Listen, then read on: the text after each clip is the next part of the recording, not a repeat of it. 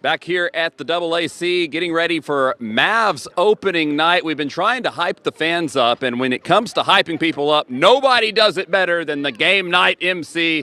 Mavs fans know this guy, Chris Arnold. Chris, thanks for joining us. Nobody knows the team probably inside and out as well as you. You're around them all the time. Just how does it look here with Klay Thompson? How's this going to work? We got Kyrie, Luka, Klay. Is there enough shots to go around? Yes, there are. In fact, Klay Thompson has to do nothing but be himself. In other words, he doesn't have to be Splash Brother Klay Thompson.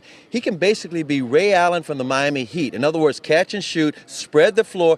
If they have to defend him, that opens it up for Kyrie and Luka to drive or the lobs to Gafford and Lively. All right, and last year's playoff run seemed to kind of come out of nowhere, but this year, coming into this regular season, Mavs aren't going to catch people by surprise. So how do they carry that momentum into a new year? That's called experience. In other words, they can navigate this, but remember this, it caught people by surprise because they didn't have Gafford and Lively until the trade deadline, and then all of a sudden they go on this run. Well, they've got youth, and now they got experience.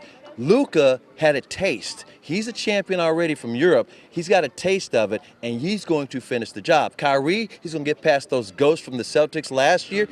In other words, and then it's Klay Thompson with his veteran experience for the playoffs. In other words, don't micromanage Klay in the regular season. Watch what he does in the playoffs. His pedigree speaks for itself. I think you need to coach the team. Have you ever talked about Jason Kidd about at least being an assistant? Sounds like you know exactly what's going on the floor. Jay Kidd is he's a genius. He's a basketball genius. Everybody knows this, and I think now all those narratives gone away. Jason Kidd can't coach.